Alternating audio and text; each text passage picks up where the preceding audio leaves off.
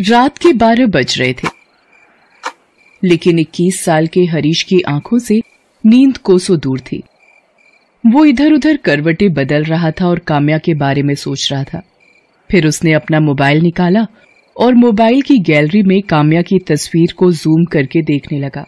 जैसे जैसे काम्या की तस्वीर बड़ी और नजदीक होती जा रही थी, उसकी सांसें तेज हो रही थी और दिल की धड़कन भी बढ़ रही थी। कोई इतना खूबसूरत कैसे हो सकता है? ऐसा लगता है कि ईश्वर ने टाइम निकालकर इन्हें बनाया है। काश ये हमेशा के लिए मेरी हो जाए। काम्या के बारे में सोचते हुए हरीश को कब नींद आ गई उसे पता ही नहीं चला। 35 साल की काम्या बहुत ही खूबसूरत थी। उसका गोरा रंग, घुंघराले काले बाल और बड़ी बड़ी आंखें, जो भी उसे देखता देखता ही रह जाता। माँ, मैं कॉलेज जा रही हूँ। आज कॉलेज में कुछ जरूरी मीटिंग है, इसलिए जल्दी पहुंचना होगा। अरे नाश्ता तो कर ले। माँ, मैंने चाय पी ली है, कैंटीन में कुछ खा लूंगी। काम्या अपनी माँ के साथ दिल्ली में रहती है। काम्या ने अब तक शादी नहीं की थी। वो दिल्ली के ही एक कॉलेज में इकोनॉमिक्स की प्रोफेसर थी। अपने सब्जेक्ट में वो बहुत ही माहिर थी, इसलिए कॉलेज के प्रोफेसर के साथ साथ स्टूडेंट्स भी उसे बहुत मानते थे। काम्या आज भी अपने स्टूडेंट्स की क्लास ले रही थी। उन्हीं स्टूडेंट्स में हरीश भी था, जो उसे घूर घूर कर देख रहा था और मन ही मन उनके बारे में कुछ सोच रहा था।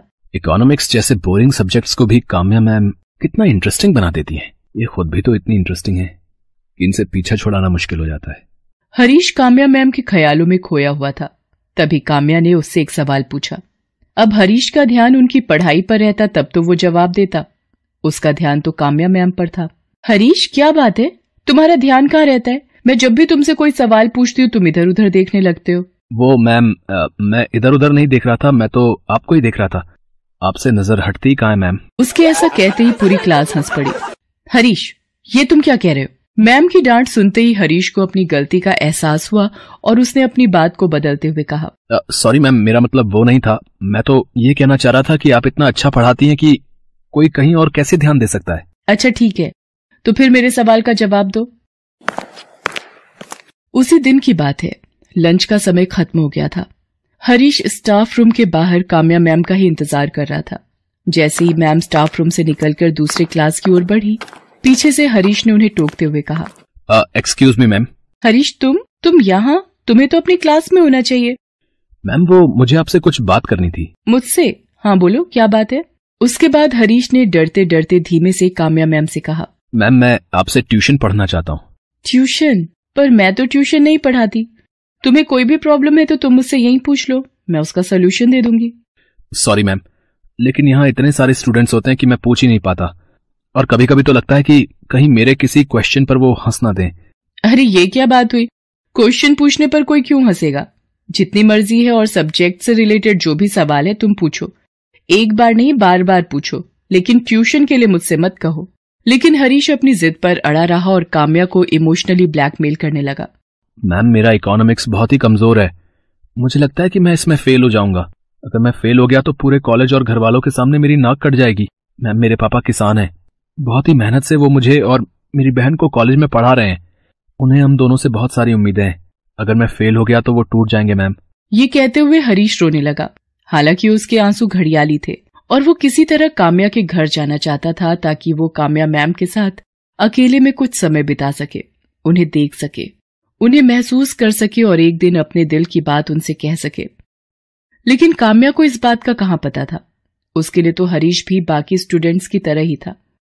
आखिरकार काम्या ने उसे 1 घंटे घर पर ट्यूशन देने की बात कही। साथ ही ये भी कहा कि हरीश, तुम ये बात किसी और स्टूडेंट को मत बताना कि मैं तुम्हें ट्यूशन दे रही हूँ, क्योंकि मैं पर्सनली ट्यूशन के बहुत ही खिलाफ हूँ। भला ये बात हरीश किसी को क्यों बताता। हरीश अगले दिन से ही काम्या मैम के घर ट्यूशन पढ़ने जाने लगा। हरीश को काम्या के घर जाते हुए 1 हफ्ते हो गए थे। एक दिन काम्या उसे पढ़ा रही थी और वो हमेशा की तरह पढ़ाई से ज्यादा उनकी खूबसूरती में खोया हुआ था। मैम, बुरा ना माने तो आपसे एक बात कहूँ? हाँ बोलो। मैम, आप गलत प्रोफेशन में हैं। क्या मतलब गलत प्रोफेशन में हूँ? तुम्हारे हिसाब से मुझे किस प्रोफेशन में होना चाहिए था? मैम, आप इतनी खूबसूरत हैं कि आपको तो हीरोइन होना चाहिए था। कसम से, फैंस की लाइन लगी होती है आपके घर के बाहर और उन फैंस में मैं सबसे आगे होता। उसकी बातों को सुनकर काम्या ने मुस्कुराते हुए उससे कहा, मेरी तारीफ करने के लिए शुक्रिया, लेकिन I am very happy with my profession. मैं बहुत खुश हूं। इनफैक्ट मैं बचपन से ही टीचर बनना चाहती थी ताकि समाज में वो बदलाव ला सकूं जिससे समाज ग्रो करे, वो नए सपने देखे और इस दुनिया को खूबसूरत। हरीश काम्या के यहाँ ट्यूशन पढ़ने आता रहा, लेकिन काम्या को अब ये एहसास होने लगा था कि वो पढ़ाई से ज्यादा उसमें दिलचस्पी ले रहा है। एक दिन तो उसने बहुत ही पर्सनल सा सवाल काम्या से किया, आपकी थिंकिंग आपकी ही तरह खूबसूरत है मैम। मैम आप इतनी खूबसूरत हैं तो फिर आपने अब तक शादी क्यों नहीं की? क्या आप किसी से लव करती हैं? उस दिन काम्या ने हरीश को टोक दिया और कहा, देखो हरीश, तुम यहाँ जिस काम के लिए आते हो वही करो। मेरी पर्सनल लाइफ में इंटरफेयर मत करो और ना ही पर्सनल बातें करो। मैं देख रही हूँ कि तुम पढ़ाई से ज्यादा मेरी निजी जिंदगी में इंटरेस्ट लेते हो। मेरा फेवरेट कलर क्या है, मेरा फेवरेट खाना क्या है, मैं शादी कब करूंगी नहीं करूंगी, इन सब बातों में मत उलझो। और अगर आइंदा तुमने इस तरह की बातें की तो तुम्हें यहाँ आने की कोई जरूरत नहीं है। आई एम सॉरी मैम, मैंने आपको हर्ट किया। मेरा ऐसा कोई मतलब नहीं था।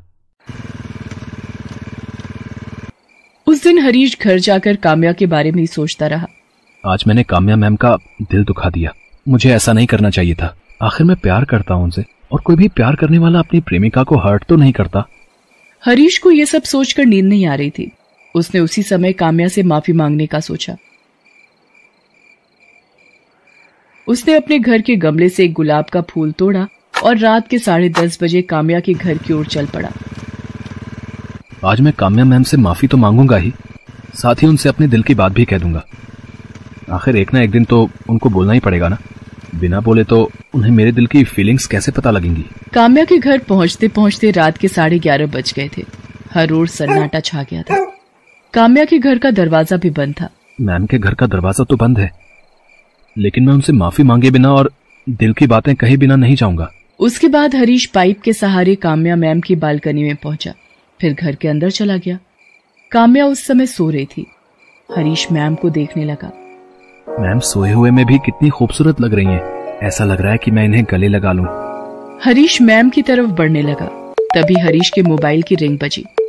जब तक वो अपने फोन को साइलेंट मोड में करता, रिंग की आवाज से काम्या की नींद खुल गई। उसने अपने सामने हरीश को देखा तो वो बहुत डर गई। हरीश, तुम यहाँ और इस वक्त? तुम अंदर कैसे आए? मैम मैं आपसे माफी मांगने आया हूँ। माफी किस बात की? मैम मैं आपसे पर्सनल सवाल अब कभी नहीं करूंगा। ये कहने के लिए तुम इतनी रात को और इस तरह मेरे घर आए हो? ये कहकर हरीश ने गुलाब का फूल काम्या की ओर बढ़ाते हुए कहा, आई लव यू मैम। मैं आपसे बहुत प्यार करता हूँ। मैं आपके बिना नहीं रह सकता। मुझे हर पल हर सेकंड हर जगह आप दिखाई देती है ma'am. I really love you ma'am. ये सब क्या बकवास है हरीश? तुम होश में तो हो? तुम्हें पता है तुम क्या कह रहे हो? ये कहकर हरीश काम्या की ओर एक बार फिर से बढ़ा। Stop, I said stop. जहां खड़े हो वहीं खड़े रहो, नहीं तो अभी मैं पुलिस को बुलाऊंगी और तुम्हें जेल भिजवा दूंगी। एक ही सेकंड में सारी आशिकी बाहर आ जाएगी। ये आप क्या कह रही हैं मैम? किसी को प्यार करना कोई गुनाह तो नहीं है। देखिए, पुलिस को मत बुलाइए। मेरे प्रेम प्रस्ताव को स्वीकार कर लीजिए। वैसे मैं जानता हूँ कि आप भी मुझे चाहती हैं, बस कहने से डरती हैं। अगर मुझे नहीं चाहती तो फिर ट्यूशन के लिए क्यों अलाउ किया मुझे? हरीश, तुम्हें अच्छे से पता है कि ट्यूशन के लिए मैंने क्यों अलाउ किया, लेकिन लगता है मैंने सच में बहुत बड़ी गलती कर दी है। नहीं मैम, आपने कोई गलती नहीं की है। गलती तो मैंने की आपसे प्यार करके। पता नहीं इस दुनिया में प्यार को इस नजर से क्यों देखा जाता है। सभी कहते हैं कि एक दूसरे से प्यार करो, फिर कंडीशन लगाने लगते हैं। प्यार कंडीशन से नहीं होता है, लेकिन उसकी सीमाएं तय हैं हरीश। मान लो कल को कोई इस तरह तुम्हारी बहन के कमरे में घुस जाए और उससे बदतमीजी करे, उसे जबरदस्ती प्रेम प्रस्ताव दे दो, तुम क्या करोगे? कोई मेरी बहन के कमरे में घुसेगा तो मैं उसे जान से मार दूंगा। अपनी बहन पर बात आई तो उसे जान से मारने लगे। मैं भी तो किसी की बहन हूँ, बेटी हूँ। बोलो मैं क्या करूँ? मैं भी मार दूं तुम्हें जान से, या तुम पर केस करके तुम्हें जेल भिजवा दूं? क्यों अपने परिवार की इज्जत मिट्टी में मिलाने पर तुले हो? हरीश, ये पढ़ने का समय है, करियर बनाने का समय है। उस पर ध्यान दो और कभी भी सीमाओं को मत लांघो। काम्या की बात धीरे धीरे हरीश को समझ में आने लगी। उसे अपनी गलती का एहसास हो गया। उसने काम्या से माफी मांग ली और वापस लौट गया। उस दिन के बाद उसने अपनी पढ़ाई पर फोकस करना शुरू किया।